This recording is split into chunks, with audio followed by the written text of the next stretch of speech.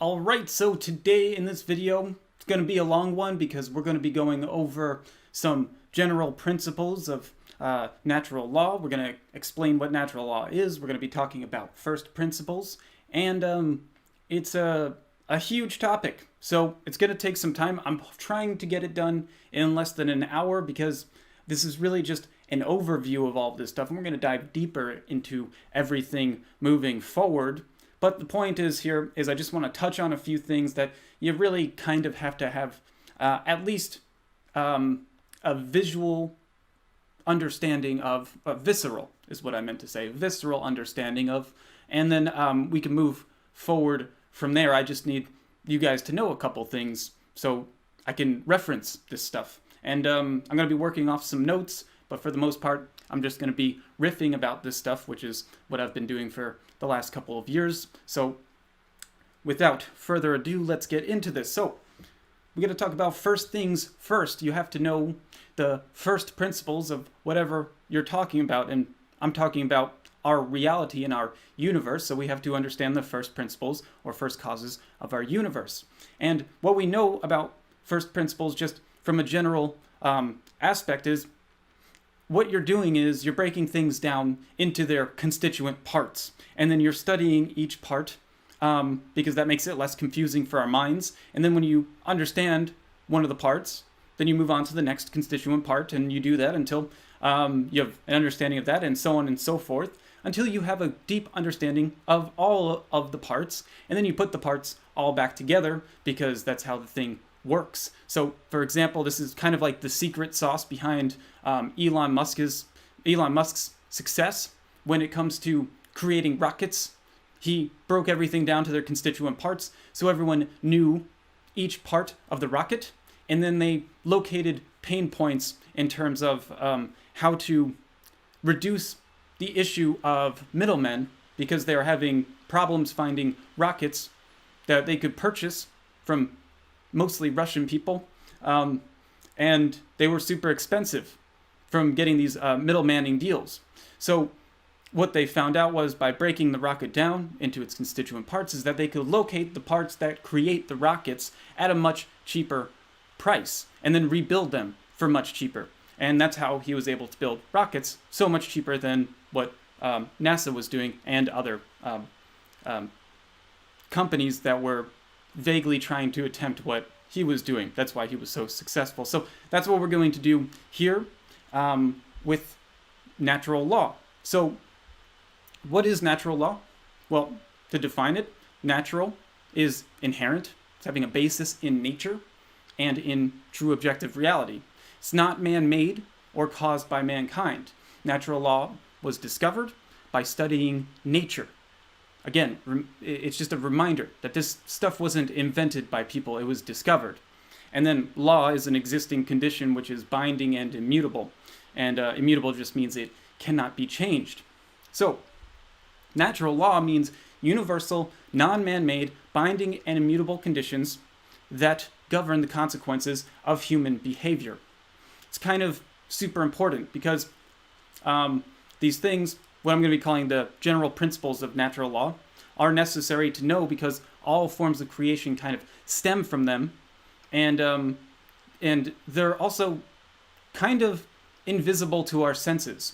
We can study them through mathematics, and we can come to realize them through our senses, through not like our physical senses, but like us being able to feel things, utilizing our conscience and realizing what things work and what things don't work. And then there's these general patterns that we get from studying these things.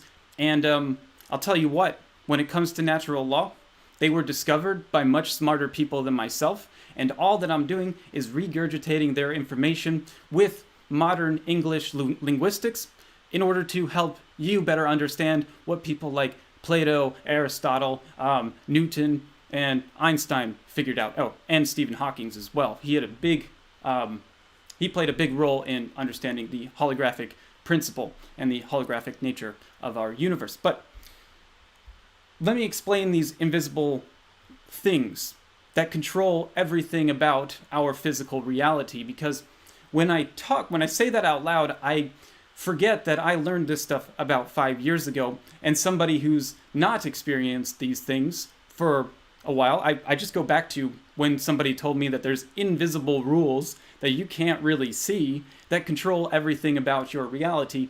I didn't really buy it. So I want to give an example of what I'm talking about. And we can do this with the game of chess, because the chess board is played with all those pieces, and everything, when you look at it, it's all physical stuff. But when it comes to chess, playing the game of chess, those pieces are irrelevant compared to the rules that control the chess pieces. So you have all of these rules that control all of the chess pieces, and if you don't know those rules, then you look at a chessboard and you say, well, that's, something interesting to look at, but there's no meaning there, there's no purpose there. It's like, well, we're kind of seeing the same thing in our culture right now. Nobody knows the rules to the game of life, so they're looking at all of this physical reality, and they're seeing stuff, and it's very interesting and everything. It's cool looking, but because they don't know the rules, they don't see any meaning or purpose in it. And that's fair enough, because nobody teaches anybody the rules, and that's kind of what I'm going to try to do here today. And the correlations between these invisible rules that control the chess pieces go deeper than just meaning, because the more you know about these rules in chess, well, first of all, just back up, you cannot play chess without first knowing the rules. But moving on from there, but the thing is you can play the game of life without knowing the rules to a better or a lesser degree, because we live in a social society. So you can completely ignore all the rules to life, and our society will still take care of you. We still have welfare. We still have things for people that don't know these little tricks and gimmicks to get us past our failures and to move on to success. And that's great. I don't want to remove any of that stuff. I just think if you're here and you're listening to something like this on a weekend or in your free time, then maybe you want something more than just not knowing why you're failing, but knowing the rules behind the game so that you can play the game better. And that moves on to the next point that I'm trying to make about chess, is that the more you know the rules to chess, the more you know the tricks and how everything moves and how the game is played, the more meaning and the more purpose you get out of chess itself. So it's the same thing with life. The more you understand these rules and how to interpret them in life, the more you can use them to find more meaning and to find more purpose and to offer more purpose and more interesting things based on a reality that people sometimes look at and may not know a deeper meaning towards. And all of that stuff is very important to artistic creativity and success. So, moving on. What are these general principles of natural law? Well, there's 8 of them that I'm going to talk about, and really, they were best summarized in the book, The Kybalion, and that book was written in the 1900s by these supposed 3 initiates. During that time period, science really came to a head, and it utilized more purpose and meaning than what is utilized in science today. So they were making exponentially more successes, like year to year, year over year, during that time period than at any point in human history. And so that's kind of what I'm going to use as the basis for this stuff. And on top of that, also, all of the stuff that I'm going to be talking about can be described mathematically, because it all exists within the realm of physics. Nothing that I'm going to tell you breaks the rules of physics. Physics is the key to all of this. But I don't think all of you know the language of mathematics, so I'm going to try to, as best as I possibly can, interpret all of this stuff into the English language as closely as I possibly can in relation to mathematics without losing anybody. So, the general principles of natural law include the principle of mentalism, the principle of correspondence, the principle of vibration, the principle of polarity, the principle of rhythm, the principle of cause and effect, the principle of gender, and the principle of care, or what I call the principle of meaning. So, let's begin by getting into these general principles of natural law. So, before we begin, like I said, we're going to break these things down into their constituent parts. So we're going to study each separate part as a separate rule. And then from there, just understand that in order for all of this stuff to work within our physical reality, they all have to kind of intermingle together. That you can't actually separate out each of these principles. And hopefully, as you'll see, a lot of these principles are just kind of re-explaining a earlier principle that we're going to be talking about. They all build upon each other, which is the principle of correspondence, because everything in our universe builds upon itself. And then also, next, I want you to understand that these principles do actually have a tendency to break down in certain situations. And those situations are at the quantum level. Cause and effect, for example, that principle breaks down pretty quickly at the realm of the quantum. And on top of that, a lot of these principles break apart when you get really close to a black hole. So they're not very useful if you're near a black hole or if you're in the quantum realm. So as long as you're not a theoretical physicist, this stuff is only really useful around the physics that work at the human level, that they work within the veil of our human conscious reality. And so it's more important to know this stuff, which may not really tell us as much as we like to think about true objective reality. It's still way more important to know this stuff because we don't really experience true objective reality. We've talked about this in the previous video. So it's not very important to know what's going on beyond the veil, as long as we have maximized our ability to survive and replicate, or to be successful and happy within the realm by which human consciousness not only exists, but cannot penetrate beyond. So, moving on from there, one point that I always like to talk about before talking about this stuff is something that isn't very important, but I find it super interesting about our universe, and that's that the universe is analogous to a perfect accounting system. So we like to think that the universe is very heavy and massive and all of this stuff, or, big, and it's not. It can't be, because if you add together the total mass of the universe and you take that number, you get a positive number from the total mass, obviously. And, excuse me, I didn't mean mass, I meant matter. If you add together the total matter in all of the universe, you get a positive number. And then if you take all of the energy in the universe and you add all the energy together, you actually get a negative number. And if you add the total positive the total number of the amount of mass or matter, the positive number to the negative energy number that you get when you add all the energy together, you actually get the answer to that mathematical equation is 0. So everything is perfectly ordered down to everything in the universe. Everything cancels itself out. Matter and energy cancels itself out, which means that it takes no energy to create our universe. And so I hope that just kind of gives you an insight as to where we're going with this stuff, and to kind of try to break down the idea of space and time in terms of a construct. And we're going to take that and kind of look at it in a slightly different way. So, and I also find it super interesting. So, moving on to the first principle, the principle of mentalism. The principle of mentalism states that the mind is all. The universe is mental. Thoughts lead to the manifestation of things and events. Thoughts create conditions. Conditions create our reality by creating order out of the chaos of the unknown data structures. This is pattern recognition, which begets us into the realm of conscious experience itself. So, thoughts create our state of existence and the quality of our existence here on Earth. So, everything that you think that you're experiencing out there is actually just a manifestation of the mind. So, if you take, for example, your eyesight, you think that you're seeing outside reality when you're actually not. Everything is being produced within your mind. The eyes feel photons hitting them. If you remove those photons, your eyes aren't going to feel anything, so you can't see anything. But when your eyes feel the photons, the light actually emits a something, And then that energy goes into your occipital lobe, which is in your brain, which correlates to the mind. And then your mind actually produces the image that you see around yourself from your sight.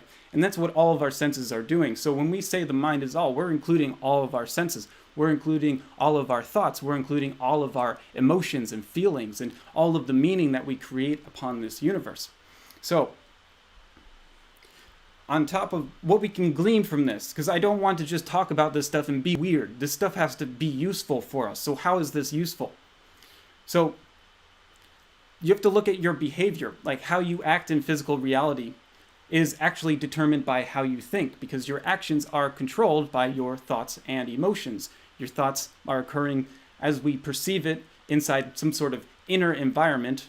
But as we'll learn, there is no differential between our inner environment of our thoughts and the outer world, the perceived outer world of whatever is outside of our thoughts, because our thoughts are in control and acting in accordance with the information, the data structures that are outside and the data structures that are occurring within.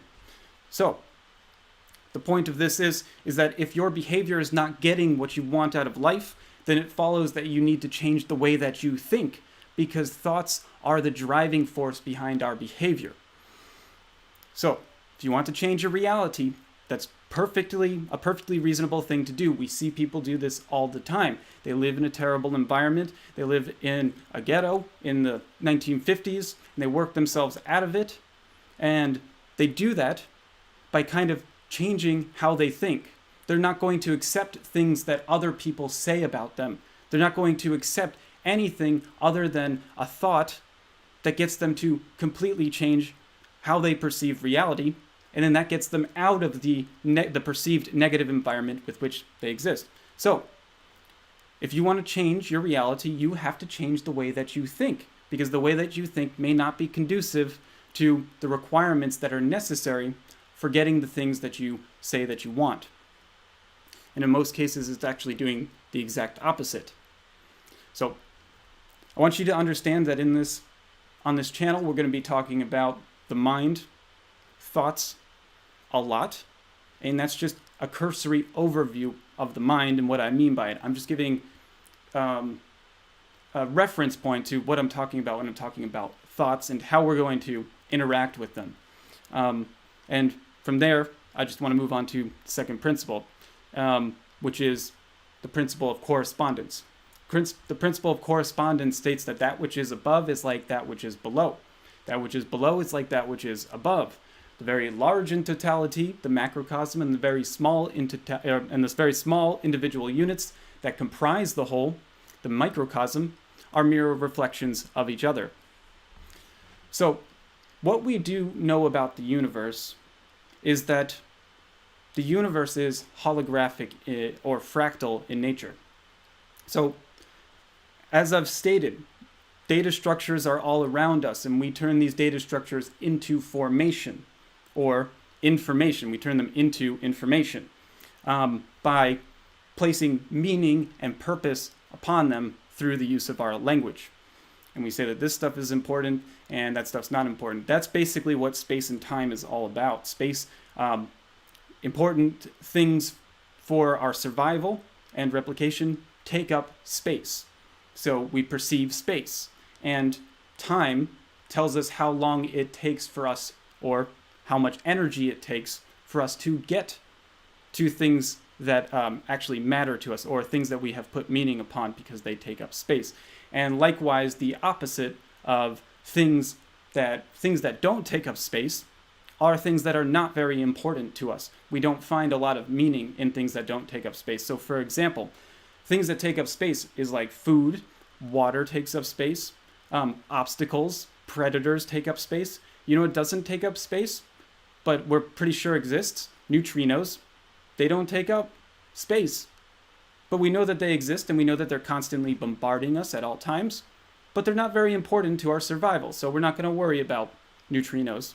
We're going to worry about things that make us more successful, give us the ability to replicate, because that's what survival, adaptation, evolution, fitness is all about. And that's why we created this interface of physical reality. Getting back to the holographic principle.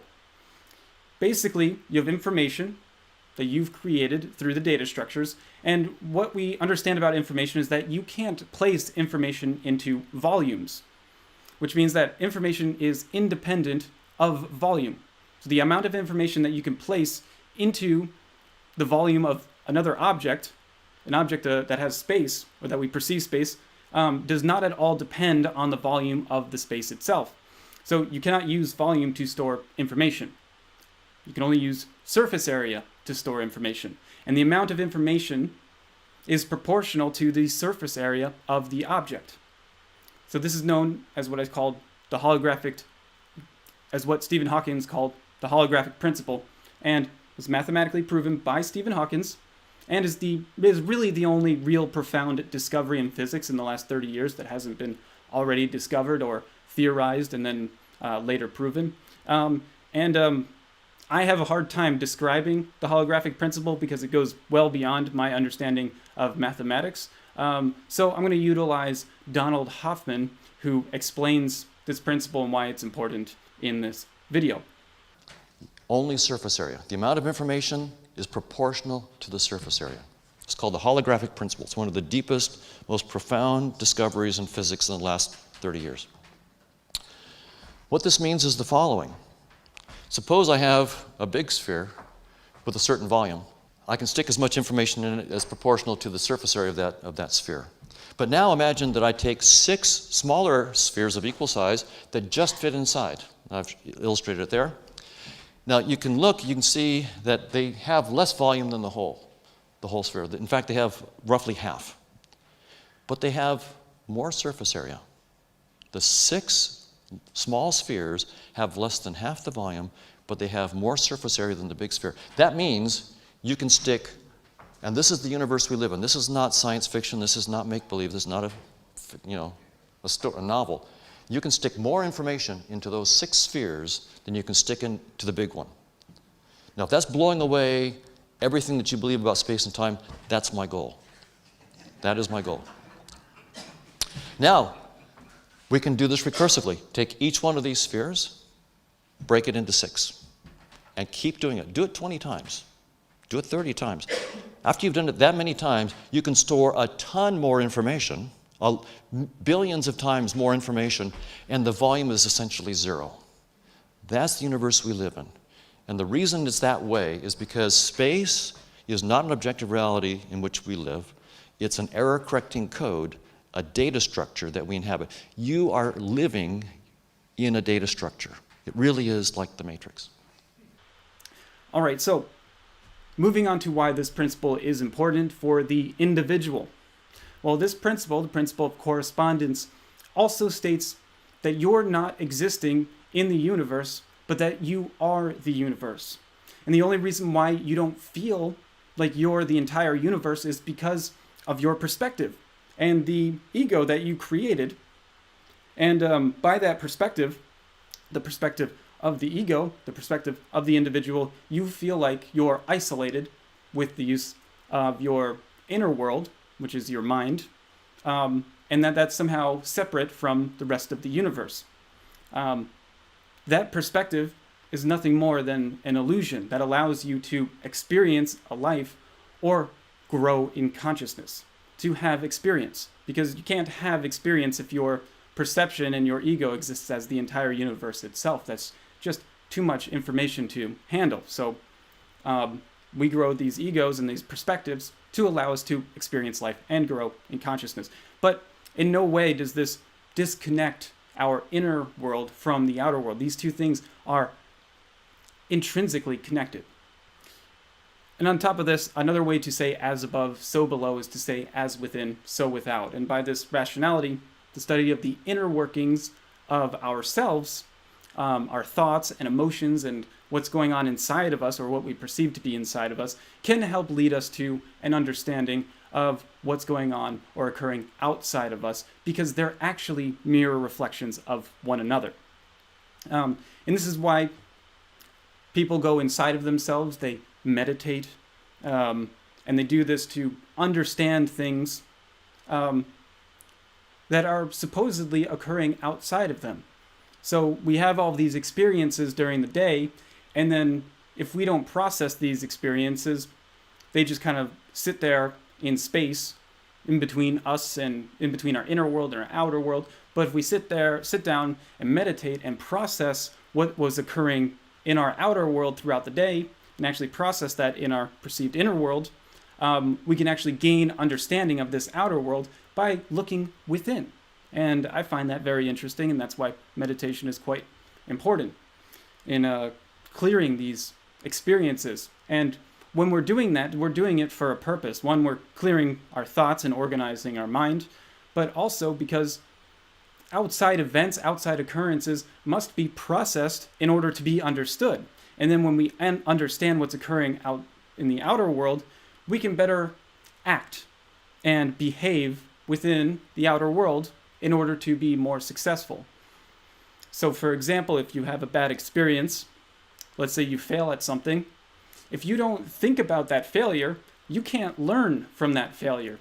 But if you go into your head and you replay the failure and see where you failed, and then you take that and you change it and you say in your head, okay, that's where I failed. If I do this next time, I'll be successful. That's how you take the outer world, you put it within, you change out where you failed, put in the successful behavior, and then the next time you have that experience, you have a much higher probability of choosing the correct behavior and being successful in that experience. All right, so moving on from there, we got the principle of vibration. The principle of vibration states that nothing rests, everything moves, everything vibrates.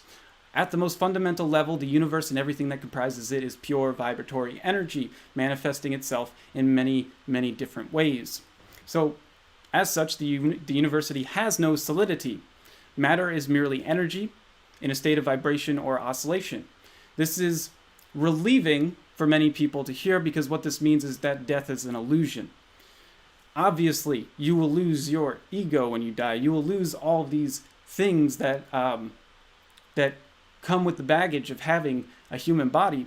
But as the definition of death being an ending of all things that is you, that cannot be, because energy does not die. Energy does not get destroyed.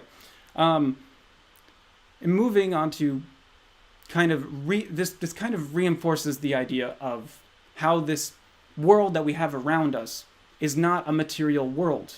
It's a world that's controlled by a plane that is beyond physicality. We call this the mental world.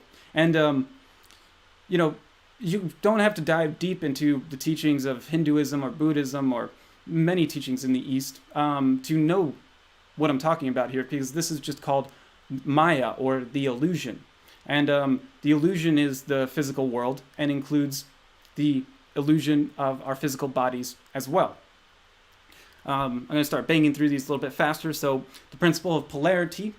The principle of polarity states that everything is dual. Everything has poles. Everything has its pair of opposites. Opposites are identical in nature, but different in degree. Extremes meet. All paradoxes may be reconciled at some level. So this is the metaphysical idea of what is known as coincidentia oppositorum. People who study Terence McKenna may have bumped into this in the video called Unfolding the Stone, which I'll upload to my YouTube channel because it's a very important one. This is also known as the unity of opposites. So while arguably, mathematically speaking, it may not be entirely correct according to our reality, what this principle does is that it ensures that we don't lose sight of the bigger picture in our reality, that we don't fall down towards one extreme or the other extreme, because all extremes, whether left or right or up or down, lead to ruin. So all things have pairs of opposites. They have a pair of opposites that constitute one thing in its totality. And knowing this will help you understand opposing forces and how they're actually one and the same. They're the same exact thing. So an example of this polarity is the obvious opposing forces of the Democrat Party and the Republican Party in U.S. politics. So when you look at these two things, they appear to be two diametrically opposed things. One is blue, one is red. They seem to not like each other very much. So they seem like they're two different things. But in actuality, they're one thing. They both constitute the United States government. So you always, if you want the United States government to be successful, you would want both parties to be successful and strong. On top of this, and that's also why when we go to the polls, we vote on a polarity, because these things are opposing things, and they're actually one and the same. We also see this in nature with planet Earth. Planet Earth has two poles. It has the North Pole and the South Pole, and that's why we call these two things poles. Because that's what they are. One's positive and one's negative, and sometimes they switch. It doesn't really matter, because remember, they're one and the same. So what polar thinking allows us to do is it allows us to reconcile opposing forces, because mutually exclusive opposites need each other, else there's no contrast for one thing or the other thing. So, and ultimately the goal here is to live in balance between two extremes, and this is known as the Tao, or the Way, or the Word made flesh, and is also symbolized in the yin-yang symbol. So you got the yin, which is the black part of the symbol, and the yang, which is the white part of the symbol. They're two seemingly opposing forces, and they're actually spinning around together to create the yin-yang symbol, which is one symbol. And you can even look at this even deeper, because the symbol is pretty amazing, but you realize that there's a little black yin dot inside of the yang, because it's the little black yin dot that creates its opposing force. It creates the yang. Likewise, the little white dot, the little white yang, creates the yin in the symbol. And so this shows us that the polar opposite creates its polar opposite, and these two things are actually one and the same. And ultimately, the middle ground between these forces is what creates the S shape in the yin-yang symbol. And it's actually the S shape is created by these two opposing forces spinning around into each other. And that's actually where you want to be. And that's known as the crevice. If you look at planet Earth, the North Pole, not a great place to live. The South Pole, not a great place to live. The equator, on the other hand, is one of the best and most vibrant, livable places on the face of the Earth. So, and further on top of this, there's many shades of gray between the black and the white in the yin and yang symbol, and they expand outwards as you go further out. Again, look at the planet Earth. Things seem nice near the equator, and you can expand out for a little bit, but then over time, towards northern Canada and near the South Pole, things get a little bit more challenging to live, and there's less people that live in those areas because it's harder to live there. So some examples of this idea of unity of opposites include, and I'm just including them for you to think about, existence and non-existence, truth and lies, or truth and illusoriness, love and fear, yin and yang, cause and effect, problem and solution, masculine and feminine energies, positive and negative energies, good and evil. All right, moving on to the principle of rhythm. The principle of rhythm states that everything flows out and in. Everything has its tides. All things rise and fall. The pendulum swing manifests in all things. The measure of the swing to the right is the measure of the swing to the left. Rhythm compensates. So the positive and negative energies that we talked about in the principle of polarity, they're not fixed. What is evil, or what appears to be evil one day, maybe the next day, is actually the thing that creates the good. And you can take this and look at it in so many multitudes of different ways, but the whole point is to understand that these energies are constantly ebbing and flowing and changing directions, and if you pay particularly close attention to them, you can utilize these flows, and you should pay particularly close attention to them because they do affect conscious beings to a great degree. So a simple example of this is the ebbs and flows of an ocean. So if you're going out kayaking, what you find out is that if you try to kayak out into the ocean when it's high tide, it's a lot harder because the rhythm of the ocean is coming in towards the shore. Likewise, but on the flip side of that, when you're coming back in and it's high tide, it's much easier to go in because you're going with the flow. And then again, if you're going out and it's low tide, it's easy, but then when it's low tide, it's harder to come back in to the shore. So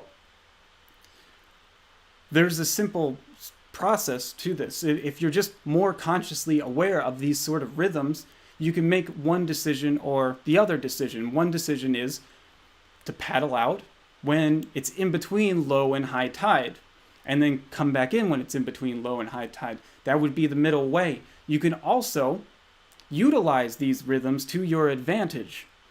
And this is another way of saying in the stock market, buy low and sell high, okay? Because you can go out with the low tide and then come back in with the high tide.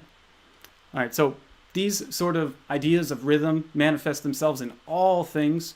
You know, you can see this when you're trying to go to a restaurant in downtown in your city, and when you're going and it's during a busy time of the day, it's going to be a lot harder to meander through the traffic. But if you waited a couple hours when the traffic is at its low point, it'd be a lot easier to get there. And these things are just things to be aware of, because not a lot of people are aware of them, and that's how humans, conscious humans, create high and low tides in our culture and societies. All right, so moving on to the principle of cause and effect. The principle of cause and effect states that everything has its every cause has its effect, and every effect has its cause. Everything happens according to law. Chance is but a name for law not recognized. There are many planes of causation, but nothing escapes the law. So pretty much effects in our reality that we create for ourselves in space and time, effects are driven by causes that come first and manifest conditions. And these causes manifest conditions, they manifest rules that essentially guarantee the creation of its effect. So, and also remember, from polarity, cause and effect are pairs of opposites. You cannot have a cause, you cannot create a cause without its supporting effect, and likewise you can't have that effect without its creating cause. And basically I like to look at this in terms of something that can be visually represented. And so if I take a ball and I throw the ball, that ball is going to go to where I threw it. The cause is me throwing the ball, and the effect is it going to where I threw it. And in between there, we see a time lag between the cause and the effect, and that's represented by the ball being in the air until it lands. So you set the ball, you set the cause into motion, and over time and concentration of energy, the effect will be created. So going back to the ball example, if I throw the ball harder, if I throw the ball as hard as I can, the ball will go to where I threw it faster. The time lag will be shorter based on the amount of energy that I exerted into the ball. And that's the exact same thing that we see in business. So you have a goal. That goal is your effect. Let's say the goal is to make $1 million. Well, there's many causes that create that effect. If you decide upon one of those causes, for example, maybe you start a Shopify store, which has been proven to create the effect of making $1 million. If you work on that, the only thing that's going to stop you from creating the effect that you want in your life is the concentration of energy that you put into that cause. Because the concentration of energy must also be represented by time. Because you can only put in so much energy per amount of time that you put into something. So let's go and use the YouTube example. So right now I don't have very many subscribers, and I'm really not talking to anyone right now. Do I care about that? No, because I know that based on YouTube metrics and concentration of energy and time, if I make 1 to 2 to 10 videos per day for 10 years, I will be successful on YouTube. The cause of doing the thing that makes you successful on YouTube will create the effect of success on YouTube. This just relieves pressure. It allows you to just focus on what needs to be done in order for you to be successful and forget about worrying about how fast or how long it takes for you to be successful, because none of that matters as long as you're enjoying what you're doing, as long as you're working towards a goal that you know will be created based on the cause of what you're doing in your everyday life. So all you have to do is choose an effect that you want and choose a goal that's been choose a cause that has been proven to create the goal that you want, and then you follow that for as long as you possibly can, or for as long as necessary until you've succeeded in creating the effect that you want in your life. So I want to talk about this in a slightly different way, because we have to get inside the mind and talk about focusing on the plane of causation and ignoring the plane of effects. So the plane of causation is represented by the mental plane, how you think about life, how you're actually experiencing reality.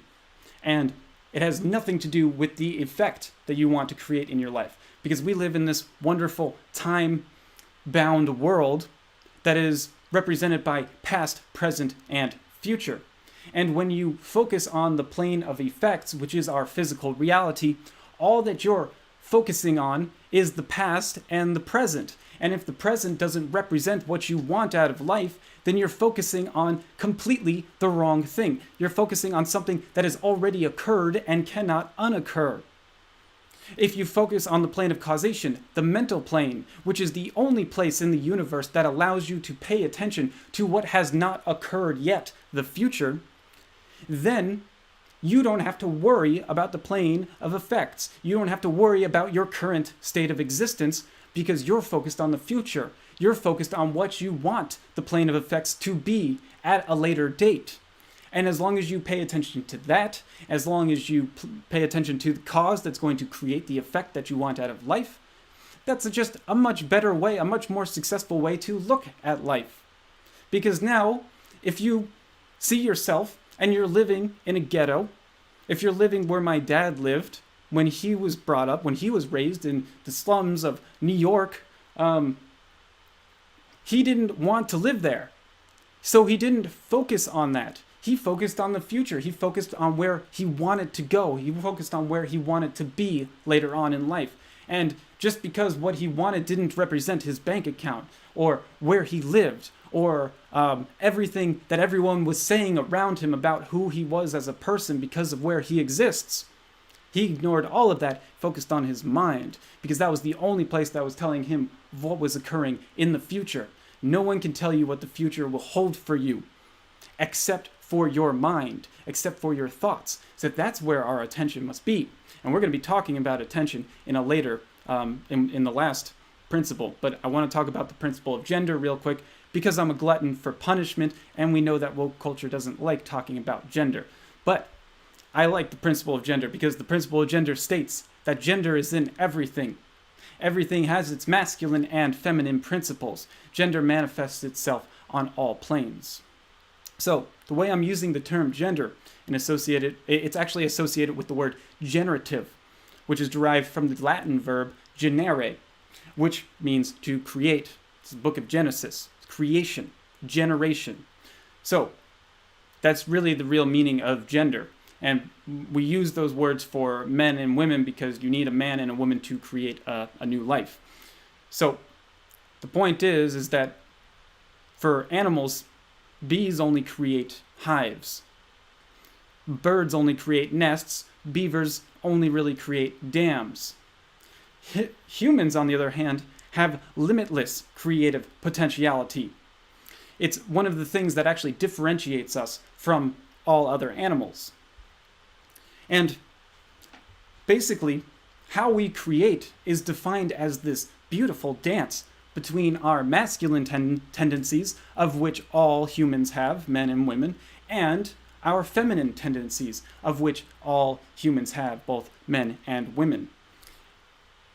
If these terms are bothering you, you can just turn them into positive and negative. The terms don't particularly matter. It's the tendencies that matter. Because as we learned from Stephen Pressfield, there is a war that occurs with art. You got to create something. You feel a need to create something. That is the masculine tendency. It has a drive to create something. The feminine tendency is what actually creates. And these two things have to work together, because when the feminine tendency has this ability to create all things, because humans can create anything, well, we only have X number of years here on Earth, so we have to choose something to create. And when we have limitless potentiality, we can get lost in what is infinite creation. We can get lost in learning how to become a poet, and then learning how to become a YouTube sensation, and then learning how to become, excuse me, I got a pop-up, and then learning how to become a football player, and then learning how to create with a pen, then learning how to create with a brush. Jacks of all trades are great, and Renaissance men are amazing, and when you see the connections between discipline and creation, you can learn to expand things exponentially in your creative process. But at the end of the day, there's only a few things that you can learn and master in 80 years. So you need this masculine tendency of doing just one thing and getting that one thing done. You need it to focus you on one thing, even though you could do all of these other things, but it focuses you to do one thing that you find meaningful, one thing that you have a passion for, that you feel purpose towards doing. And so these two things dance, because you may start out at age 12 thinking that you want to become a professional football player, and that's your one focus. And then you blow out your knee when you're 18, and you lose your purpose and your passion because of external events in your life.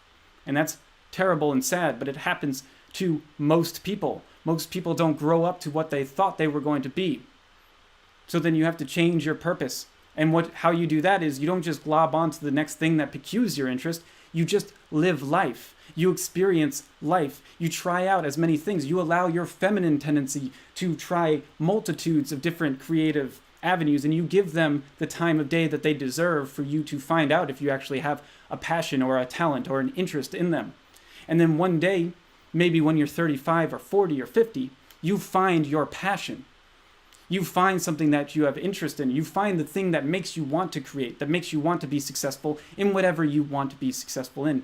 And that purpose is going to be created by your experiences. So for example, a lot of people find purpose not in anything that they do or any talent that they have, but because of necessity.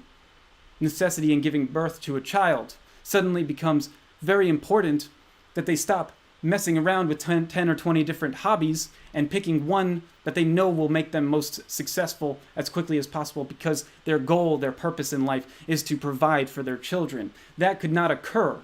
That purpose, that passion could not occur if you don't live your life, if you don't have experiences, if you don't give birth to a new child. And that doesn't need to be your purpose. You don't need to have a child to find your purpose or your passion. It's just an example. So let's look at this one other way, and then we'll move on to the last principle and move on with our lives with these rules in mind. So just to prove these tendencies and where these tendencies came from when people were trying to explain these tendencies of creation, we just have to look at how life is created between a man and a woman. So man impregnates the woman, and then it's the woman who creates the life inside of her body. She gives up massive amounts of energy for this life to be created. She then gives birth, which nearly kills her, to create this life, this baby. And is she done there? No. Now she sustains that life, not with any other thing, but with her own body. That's the creative potentiality that we have in the feminine. So, in contrast, the man's contribution to replication, to the survival of the human race, is him doing the one thing that he hasn't stopped thinking about for every second of his entire life since he turned age 12, since he hit puberty. And it's the only thing that he wants to do. It's the one thing that he wants to do. And you can belittle that.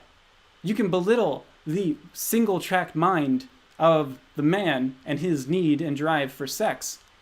But we still need this. We still need that drive for sex, or the human race will cease to be. And I'm not saying that women don't like sex. I'm just saying that there's these tendencies, and we know that there's this trope and this motif and this archetype of the man, and you see it in any sort of culture that comes out of Hollywood. The man is big, dumb, doesn't do much, but he is horny all the time. There's a reason why that trope works. It's because it's fairly consistent with us experiencing men throughout the last, 10,000 years. All right, so moving on to the principle of care, or what I call the principle of meaning, because as you'll learn, those two terms are the exact same thing. So the final principle of meaning. This is the binding force that essentially creates our universe and holds all the other principles together within our realm of the data structures that we turn into information and become our reality. So this makes it the encapsulating principle. This is the thing that has to be present in order for any change to manifest in your life.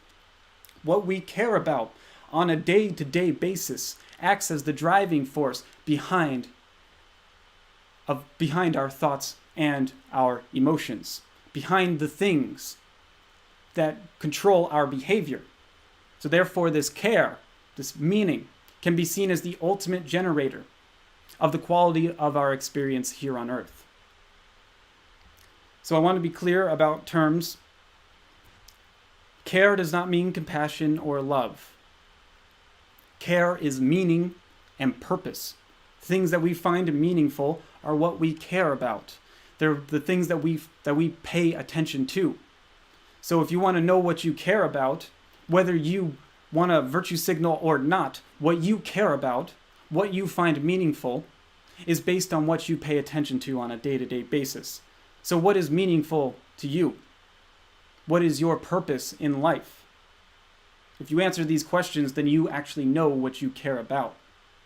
And you can answer that meaning and that purpose by asking yourself, what do you spend your time on during the day? What are you paying attention to? What are you focusing on? What are you doing on a day-to-day basis? If you answer those questions, you will know what you care about, whether they're things that you find that give you pride, or whether they're things that, in all honesty, you're not very proud about. What this does is it tells you whether the stuff that you're giving attention to, that you're spending time on, are things that you truly want them to be. Because remember, we create meaning in our lives. Whatever is occurring in your life is what you're paying attention to and caring about. But you can change that simply by changing what you pay attention to and what you care about, and that will ultimately change the meaning and purpose and care in your life. All right, we're going to be talking about all of these principles for the next 10 years. So, these are just an overview of these things. And I hope I did it as quickly and as concisely as I possibly can without losing their meaning and their purpose in forming our reality around us and being in control of these physical forces. Because as I hopefully realized, is that multitude. So the first one, principle of mentalism. Focus on your thoughts and emotions. Focus on how you feel. Focus on how you think, because these are all the things that control your behavior. Okay? And then it goes cause and effect. Focus on the plane of causality, the mental plane, because these are the things that control your behavior. Principle of care and meaning. Focus on what you're paying attention to and what you care about, because that's the stuff that's going to be meaningful in your life, because that's what you're doing on a day-to-day basis. That's where doing, acting, and behavior are all one and the same. It's all the same words. And it's all about controlling our behavior, because I don't really care what's going on inside of your mind. I don't care if it's logical. I don't care if it's super smart and you have these great thoughts and ideas of how great and awesome you are. I don't care about anything that's occurring inside of your mind because I can't see what's happening inside your mind. All I can see is your actions, your behavior in the real world. So I don't care if you have terrible thoughts because you are not your thoughts. So if you have all these terrible thoughts, you can work on that and think about positive things, but you should think about negative things as well. But none of that stuff really matters to anyone else except for your behavior, your actions in the real world. That's what we're trying to control here, our behavior. Because ultimately, all of this stuff that's we're thinking about at the individual level is only represented or only matters because we live in a society with other humans. And we interact with these other humans. And none of these humans can see what's on your mind, but they can see your behavior. And this is the intrinsic connection between humans. It's both our behavior and our language. This is how we get what's in here out to other people. That's what is valuable. That is what has meaning. You can speak meaning into everything that's going on around you. And you do all of this stuff, behavior and language. You do that stuff because we live in a society with other people. And they can't see our thoughts. They can't really feel our emotions. They can only understand us through language. We don't feel other people's thoughts when we see them look down, when we say something bad or anything. We see the language of their face that tells us that we said something that hurt their feelings. And then we have empathy. We cannot have that empathy unless we see their faces, unless we hear the language of silence after writing a text message that may have been misrepresented. And we have to try to understand other people through this, because this is all that it's about: behavior and language, communicating with other people. But we'll talk about that a lot in the next few videos. But I just want you to understand that while we did just go over the general principles of natural law, and that these, I like to call them the rules of the game of life, when you first hear about the rules to playing chess, in no way does that make you into a chess master. You just know how a pawn moves. So now you know where to pay attention to, where to focus your mind, understanding that it's really your behavior that we're trying to get in control of, because that's what matters. And we're trying to start to gain a better understanding of the language that we use, because this is all that it's about when we live in a society. If you want to live by yourself, you don't need to learn language. You don't need to change your behavior, because it's not interacting with any other humans. So we are doing this because this is what we do when we live in a society, because humans have always lived in society since we've existed. So that's where this stuff matters. This is why morality matters. Morality doesn't matter if there's no other humans involved, because every immoral act in existence is an action that violates the rights of another individual. You see, everything is intrinsically connected to humanity, which has to do with society. So we'll dive deeper into all of this stuff. Understand that this is just an introduction, and all of this stuff gets infinitely deeper. Just like anything, you can look at a blade of grass and it can get infinitely deeper as well. So, but I feel like all of the stuff that I talked about in this course will help over time give you a better mindset and understanding in order to be more successful in the reality, in the environment by which you exist, which includes humans, other humans, and includes some other things that are occurring that we need to pay attention to because they're invisible to our senses, and that's what we went over today.